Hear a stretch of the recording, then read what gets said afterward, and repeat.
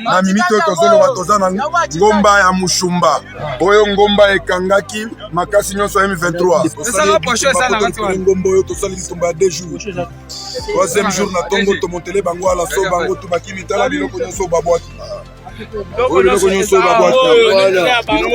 babwaki biloko tokuti na kati ya defense oyo M23 akimi akikeli biso tokokende liboso epuis tokobeta bango tina hadi. Les vaillants soldats congolais, en synergie avec les jeunes patriotes Ouazalendo, infligent de lourdes pertes en hommes et matériel de guerre au mouvement terroriste, le M23, avec ses alliés rwandais, les éléments de RDF. Na mimito tozoloba toza na ngomba ya mushumba oyo ngomba ekangaki makasi nyonso ya M23 ngomba oyo tosali litumba ya 2 jours. Troisième jour na tongo tomontele bango ala so bango tubaki mitala biloko nyonso babwaki biloko nyonso babwaki biloko tokuti na kati ya defense oyo M23 akimi akikeli biso tokokende liboso epuis tokobeta bango tina hadi. Si Massissi Centre est sous contrôle des forces loyalistes, le FARDC progresse vers d'autres localités après avoir repris celle d'Ngungu. Les forces armées de la République démocratique du Congo sont donc déterminées à libérer toutes les zones conquises par l'ennemi et les bouter hors du territoire national. Question de traduire en acte la vision du commandant suprême des forces armées, Félix Antoine Tshisekedi Tshilombo, qui veut faire de la RDC une puissance économique et militaire de la région. Vraiment, nous avons célébré le drapeau à Congo. La population a furahi sana hapa ni ndani ya senta ya Ngungu. Une puissance de feu saluée par la classe politique congolaise. Claude Malouma, cet acteur politique et écrivain, estime qu'il s'agit d'une détermination du garant de la nation. On l'écoute. Effectivement, à la page 218 de notre livre Génocide au Congo pour votre confort, nous avons parlé d'une restructuration de l'armée rapide qui s'imposait et Félix Tshisekedi l'a fait et nous avons aujourd'hui une armée qui est si puissante que les gens ne sous-estimaient. Parce que le choix de la paix que Félix Tshisekedi avait fait, au chapitre 4, nous en avons parlé, qu'il a fait le choix de la paix et les gens n'ont pas écouté. Les gens cherchaient toujours, dans le chapitre 5 que nous avons parlé, le prime du code des collabos. C'est-à-dire qu'il y a des Congolais qui sont devenus des collaborateurs. Alors qu'en ce moment ici nous sommes, c'est le moment que nous devons être unis. Comme en Ukraine, des pays en guerre, les gens sont unis pour défendre leur pays. Aujourd'hui, on voit d'autres Congolais qui sont en train de compléter contre leur propre pays. Et c'est triste, c'est notre pays. Et nous, bravo à notre FARDC, bravo aux voyants soldats. Nous pensons à eux chaque fois parce que ces gens, nous en avons besoin. Et Félix Tshisekedi a mis les moyens. Et beaucoup de gens qui sous-estimaient la RDC sont surpris. Vous avez vu, quand ces gens ont tenté de prendre Massissi, les gens qui les facilitent la chose, leurs protecteurs, qui se sont mis à crier, qui ont parlé beaucoup de choses, qui demandaient du coup à la RDC de ne plus avancer. Nous devons toujours dire brave nos vaillants soldats, bravo à nos FARDC, bravo au peuple congolais. Nous devons tenir bon car le Congo est à nous. Ces génocides injustes qu'on est en train de nous imposer, qui valent aujourd'hui 15 millions de morts, ne peut plus être accepté. C'est notre pays, c'est la terre de nos ancêtres. Nous devons être dignes à défendre notre pays. Nous devons être dignes à s'imposer dans notre terre, la terre de nos ancêtres. Lumumba disait l'histoire du Congo sera écrite par ses propres enfants. Ces enfants des FARDC sont en train d'écrire l'histoire du Congo. L'agression rwandaise sur le sol congolais cause beaucoup de dégâts. Deux femmes violées parfois en présence de leurs enfants et maris. Ce soir, nous vous proposons l'histoire des Philomènes. Son père a été tué par le M23 à 3 km de Kibati. Dans le camp de réfugiés, elle demande le retour de la paix. On retrouve Robert Ndaye et Turbo Chimanga depuis le Nord Kivu. Dans le camp de Kanarunchinya, site de Muchanga, à 3 km de Kibati, des enfants déplacés vivent des moments d'incertitude et de tristesse, loin de leur foyer. Philémon et Gabriel, âgés de 13 et 15 ans, viennent de Kibumba. L'un a perdu son père après les attaques du M23. Sans parents, ils souhaitent que la guerre termine. Nous voulons que la guerre termine. Nous voulons que la paix revienne à l'Est. Nous avons besoin de rentrer dans nos familles. J'ai envie de retourner chez moi pour aller faire les champs, aller travailler pour ma famille et trouver une vie meilleure. Dans un contexte de crise où des milliers de déplacés ont été contraints de fuir leur foyer, l'accès à des ressources essentielles comme l'eau potable, la nourriture et des vêtements devient critique. La présidente internationale de Mama Molende a décidé d'agir, consciente que chaque geste compte. Informée que l'eau a été le premier besoin identifié dans le camp des déplacés, les Mama Molende ont pu fournir des milliers de litres d'eau potable. Les bénéficiaires, souvent obligés de parcourir de longues distances pour s'approvisionner, s'en réjouissent. La question de Goma n'est pas une question provinciale, c'est pas une question sectorielle. C'est une question qui concerne toute la République, parce que la République démocratique du Congo, dans son ensemble, forme un corps. La réalité sur le terrain est tout autre. Les moyens sont très minimes. Les besoins en ressources vitales sont énormes, au point où comme vous pouvez le constater, c'est l'instinct de survie qui prévale. Dans ces camps de Muchanga, la présidente de Mama Molende a personnellement supervisé la distribution de vêtements adaptés aux conditions climatiques. Les Mama Molende ont pris le temps de faire elles-mêmes la cuisine, question de montrer de l'amour à ses enfants. L'initiative de la présidente internationale de Mama Molende est un bel exemple inspirant de solidarité et d'humanité. Son action rappelle à tous l'importance de tendre la main à ceux qui souffrent. Toujours dans l'est de la RDC, le Grand Kivu vont debout contre l'insécurité et l'agression dans la partie est de la RDC. À l'issue de concertation des forces sociales associées au chef coutumier, un message a été lancé pour le retour de la paix, non pas seulement dans le Nord Kivu, mais aussi une partie du Sud Kivu en proie aux groupes armés Rikinzuzi et Cédric Kenina.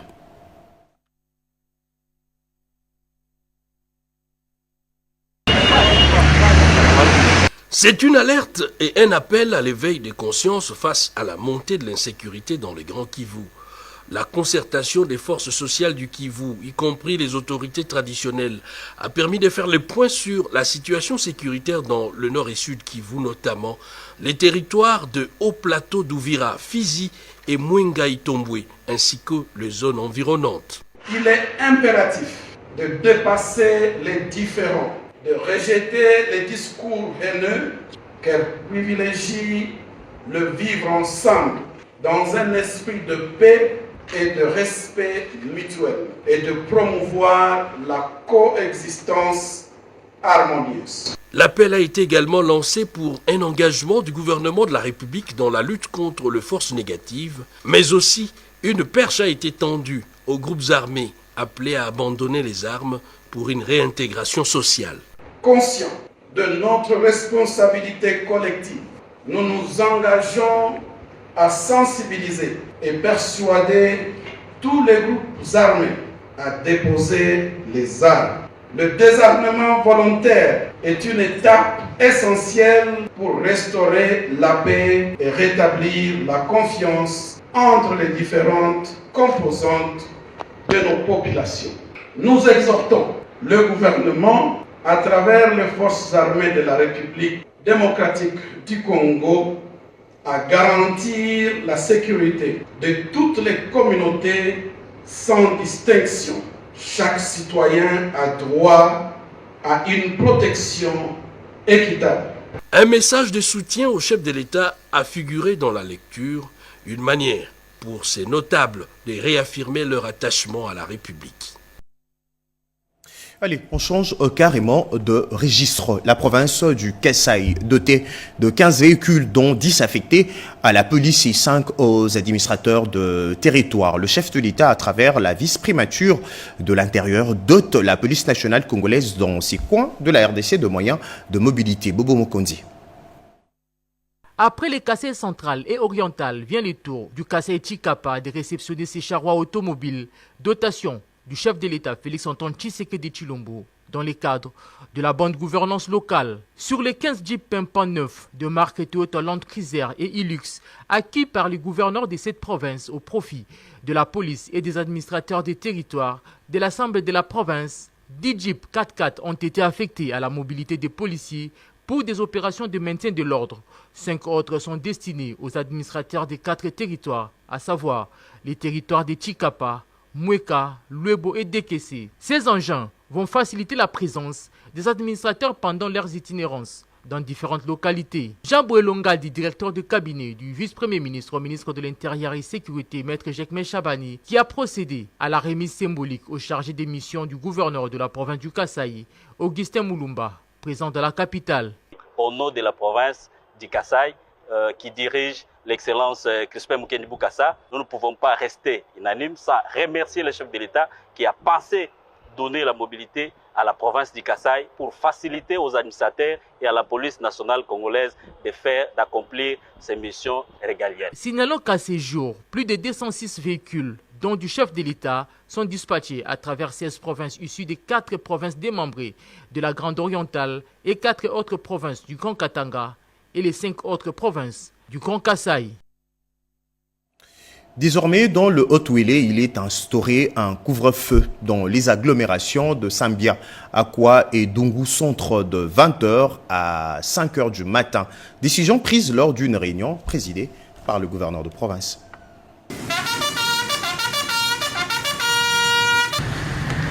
Au tour du gouverneur du Haut-Ouélé, ce mercredi 8 janvier 2025, tous les membres du Conseil provincial de sécurité, la délégation de l'Assemblée provinciale, conduite par son vice-président, le ministre provincial, les acteurs de la société civile et le représentant des 2 communautés en conflit. Au terme de leurs échanges, il se dégage que la situation à Sambia et à Akwa est sous contrôle, quoique encore précaire. Nous sommes réunis pour évaluer la situation sur terrain. La situation est relativement calme. La situation est également sous contrôle. En vue de rétablir l'ordre et la sécurité dans le coin, le Conseil de sécurité élargi prend une batterie de mesures à observer par tous. Une équipe mixte, gouvernement provincial, assemblée provinciale, ainsi que quelques responsables du comité provincial de sécurité, de la société civile et d'autres structures vont descendre sur le terrain pour sensibiliser davantage différentes communautés sur la nécessité de préserver la paix et de vivre ensemble, de renforcer les éléments de la police nationale. Dès aujourd'hui, il y aura couvre-feu à partir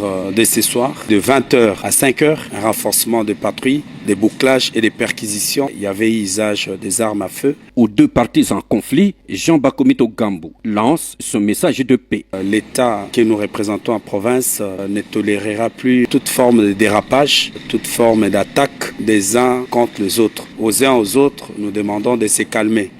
La situation des limites trouvera solution. En plus de la mission provinciale mixte dépêchée sur les lieux, le gouverneur annonce l'arrivée de celle du gouvernement central sous l'égide de la vice-primature en charge de l'intérieur.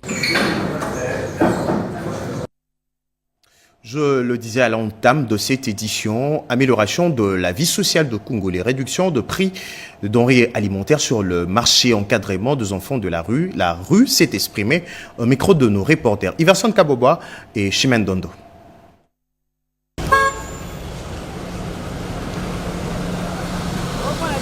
En 2025, la population exprime un désir ardent de changement et d'amélioration dans divers domaines de la vie sociale, économique et sécuritaire. Elle a évoqué l'insurenchère de la vie sociale à Kinshasa, malgré la décision du gouvernement prise dernièrement sur la réduction de prix des denrées alimentaires de première nécessité sur le marché.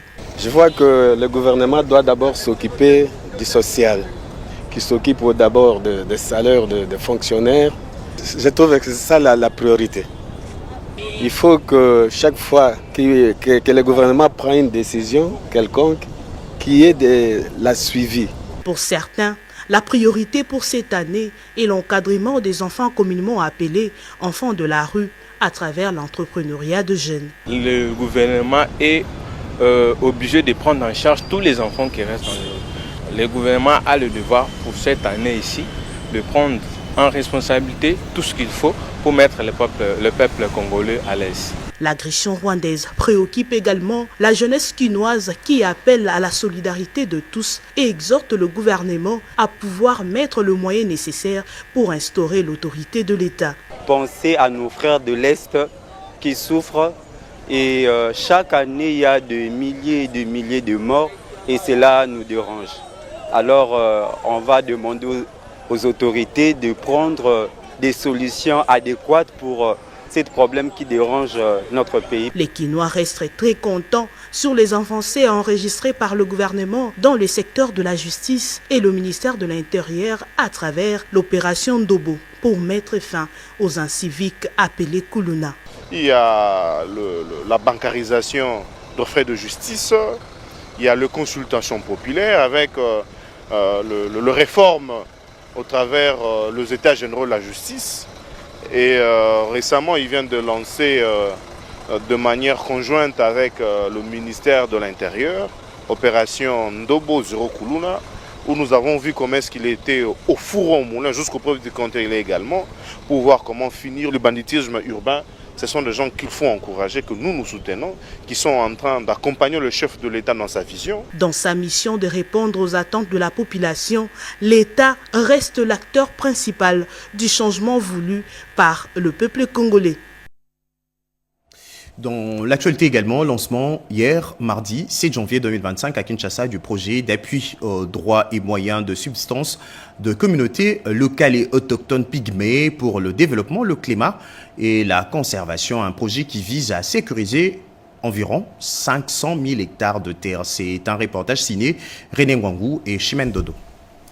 C'est un grand pas franchi par la République démocratique du Congo dans le cadre de la gouvernance des terres et des gestions des aires protégées. Ces projets d'appui aux droits et moyens de subsistance de communautés locales et autochtones pour le développement, le climat et la conservation conduira à l'application et au perfectionnement de 3 outils du système d'information foncière qui sont le charte foncière locale, le cadastre foncier et le registre foncier communautaire. Le système d'information foncière va être le pilier, va porter le projet parce que c'est un système qui va nous permettre de savoir ces terres sont où, ces terres sont géolocalisées de quelle manière, ont quelle superficie et offrent quelles opportunités. Et donc c'est des cartographies que nous allons faire et c'est des cartographies qui vont projeter la sécurisation de ces terres. Ces concertations de 3 jours entre parties prenantes serviront au partage d'expériences et à l'élaboration d'une feuille de route commune pour une plus grande efficacité dans la mise en œuvre du projet. Le projet va faire au-delà de la mise en œuvre du CIF parce qu'il y a d'autres composantes qui ont directement trait avec la mise en œuvre de la foresterie communautaire ou la reconstitution, la restauration des écosystèmes forestiers et aussi l'appui aux initiatives de développement économique, c'est-à-dire des projets de moyens de subsistance pour les communautés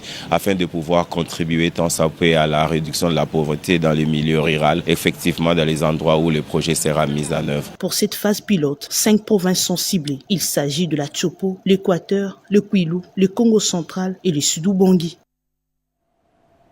Tout à fait autre chose. Spoliation des espaces du lac Tchombe dans le Haut-Katanga. Pour des explications, le vice-gouverneur est interpellé par l'organe délibérant.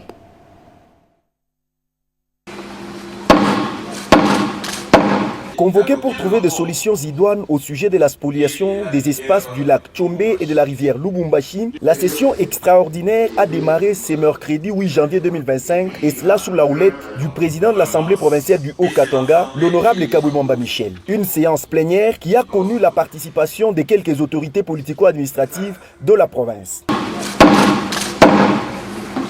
Honorables députés et chers collègues, la séance est ouverte. Après lecture de la décision sur la convocation de cette session extraordinaire par l'honorable rapporteur, l'honorable président de cet organe délibérant a accordé droit au chapitre à la commission spéciale chargée de s'enquérir de la spoliation des espaces dans la ville de Lubumbashi notamment, des rivières et lacs par des tierces personnes. Ce rapport, qui rêvait d'un caractère particulier, a retracé de fond en comble les réalités liées à la spoliation des biens appartenant à l'État congolais, suivi des recommandations soumises à l'Assemblée plénière pour leur mise en application. Quant à l'ancien maire et actuel vice-gouverneur Kazimbe Choula, il a travaillé dans l'opacité en émettant des documents dont la traçabilité pose problème jusqu'à ce jour. Chose qui a retardé l'élaboration de ces 10 rapports. Au révérend Bishop Lambalamba de réparer tout préjudice causé à ses voisins par son projet conformément à l'article 1382 du Code civil, livre 3, Dans la suite de cette séance plénière, une série de questions adressées aux membres de la commission aménagement du territoire et environnement qui, à leur tour, ont éclairé les zones d'ombre avant l'étape de l'adoption de ces rapports moyennant les observations des honorables députés provinciaux. Le rapport est adopté. 3 matières sont retenues pour cette session extraordinaire, entre autres.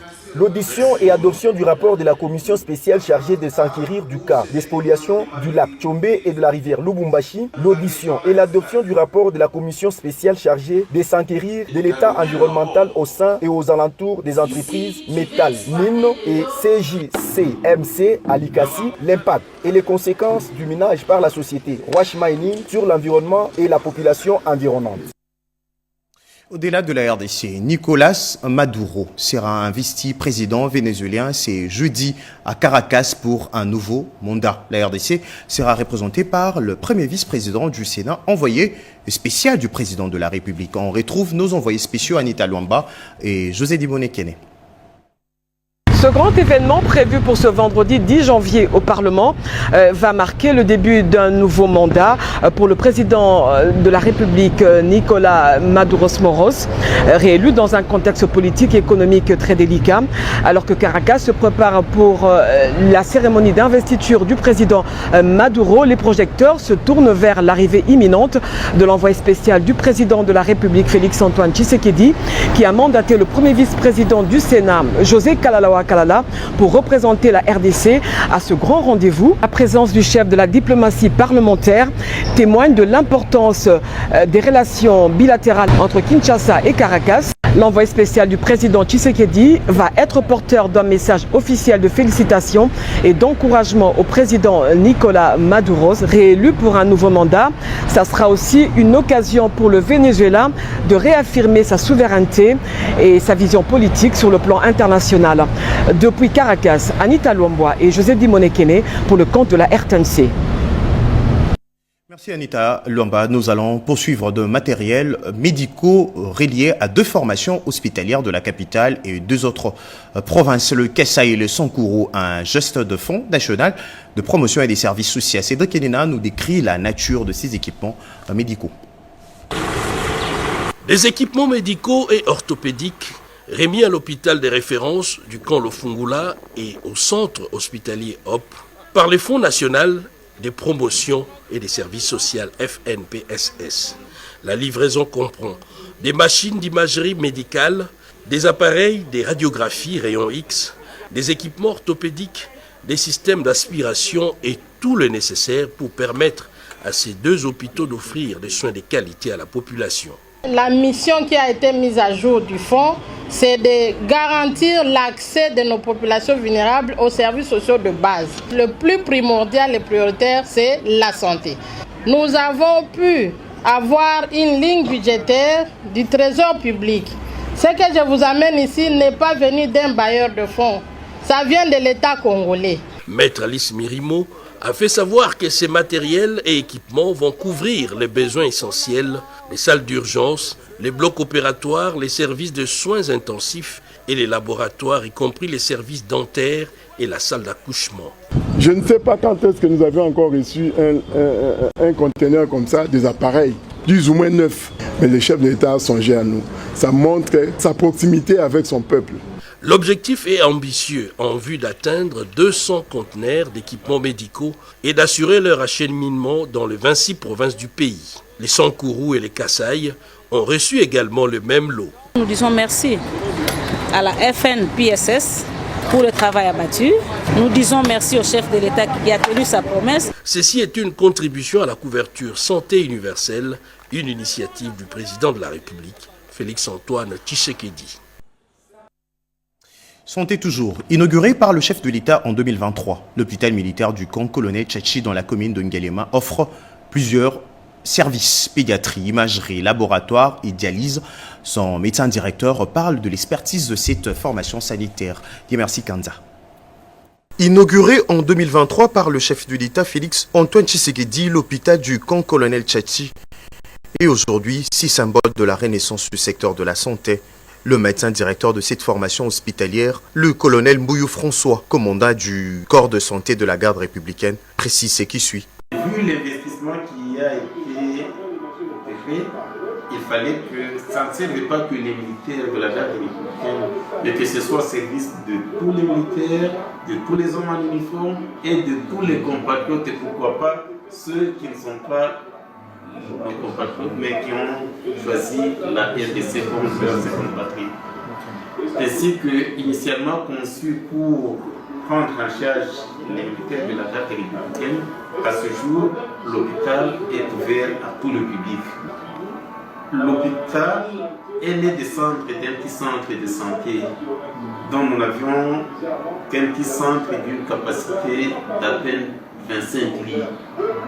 Donc trop insignifiant par rapport à la population couverte, oui. Donc nous sommes partis de ce centre-là d'à peine 25 lits à un hôpital qui en a aujourd'hui près de 300.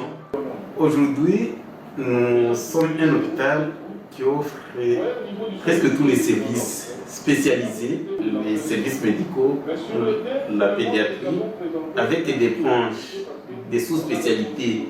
Parce qu'au sein de chaque service, vous y trouverez maintenant des spécialistes qui offrent des prestations spécialisées en fonction du problème de chaque. Nous avons un service d'imagerie complète qui commence par l'IRM, passe par le scanner, géographie numérisée, mammographie. Donc, rien n'a été laissé au hasard, de même qu'un laboratoire avec des automates qui rendent des meilleurs services à la population. Un plateau technique répondant aux normes. L'hôpital Colonel Kanchachi compte s'est hissé, encore une fois, à la hauteur de grandes formations hospitalières de la RDC. Depuis le New York dans les USA, le vice-ministre de la Justice arrache la réduction des honoraires du cabinet Hogan Lovells, engagé pour la défense de la cause de la RDC et fixe le défi de 2025. Rodé Panda. Les échanges tenus à New York, aux États-Unis d'Amérique, lundi 6 janvier 2025, entre les vice-ministres de la Justice et Contentieux international, Maître Samuel Mbemba Kabouya, et les cabinets Hogan Lovells sur place aux USA, étaient consacrés à la défense des intérêts de la RDC et surtout discuter de la possibilité de réduire les honoraires autrefois surévalués. Les vice-ministres de la Justice et Contentieux international, Maître Samuel Mbemba, a de prime abord rappelé les credos du gouvernement congolais dont il est membre en ce qui concerne les contentieux international à caractère économique. Sur instruction de son Excellence, Monsieur le Président de la République, chef de l'État, Félix Antoine Tshisekedi Tshilombo, et l'encadrement de notre chef du gouvernement, son Excellence Madame Judith Toulouka, nous avons constaté qu'il y a des cabinets qui défendent très bien les intérêts de la République, mais il y a un constat que nous avons aussi fait et que certains honoraires sont surévalués. Ici, nous venons d'avoir réunion avec le cabinet Hogan Lovells, que nous remercions d'avoir accepté, au-delà du travail, des qualités qu'ils font dans beaucoup de dossiers de la République, de réduire quand même les honoraires qu'ils avaient postulés.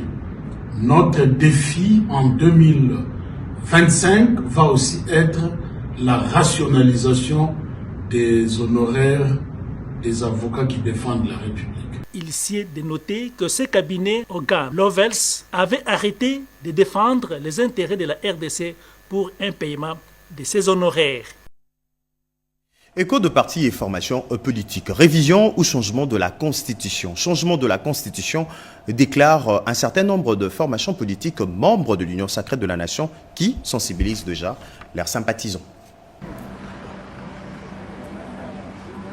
Le premier orateur, le secrétaire général du parti, Liner Kapinga Kabwanga, a d'abord félicité Jean-Albert Ekumbaki pour sa brillante élection à la députation nationale de la circonscription électorale de Lomela, avant de réitérer le soutien indéfectible du parti à la vision du chef de l'État, Félix Antoine Tshisekedi Tshilombo, qui tient à garantir l'émergence de la RDC. S'agissant de la revision de la Constitution, Liner Kapinga a déclaré que l'APP s'aligne derrière la vision de Félix Tshisekedi, celle de doter le pays d'une véritable loi conçue et rédigée par les Congolais eux-mêmes pour le Congolais. L'APP, sous leadership de son initiateur et autorité de référence, soutient la vision politique de son Excellence, Monsieur le Président de la République et chef de l'État, ainsi que son idée de mener la réforme constitutionnelle pour le bien-être du peuple congolais. Succédant au secrétaire général du parti, Jean-Albert Ekumbaki Ombata a remercié d'entrée des jeux sa base pour la confiance placée en sa modeste personne à la députation nationale. Il a en outre fustigé le comportement de certains ressortissants de l'Omela qui, au lieu de prêcher l'amour, l'unité du terroir, se complaisent à s'aimer la division. Mes remerciements, c'était le suffrage en ma faveur. Nous sommes capables, ensemble, de changer chez nous et de faire des choses qui donnent le sourire à nos populations. Ce que nous recherchons, ce n'est pas avoir le prestige du pouvoir pour pouvoir nous enorgueillir. Non, c'est pour nous mettre au service de la population, tel que le prône son Excellence, Monsieur le Président de la République, chef de l'État, Félix Antoine. Ekumbaki Ombata a profité du haut de la tribune pour réitérer sa loyauté au chef de l'État, Félix Antoine Tshisekedi Tshilombo, lui promettant le soutien de tous les militants et militantes ainsi que sympathisants de l'APP.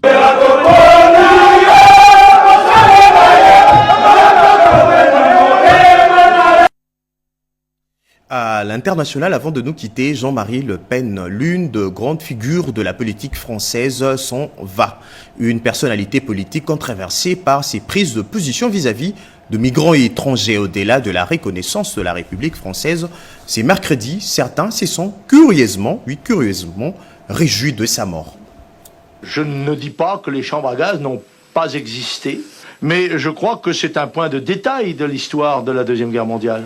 Décédé à l'âge de 96 ans, Jean-Marie Le Pen a passé l'arme à gauche le 7 janvier 2025 à Garches, dans la région Hauts-de-Seine.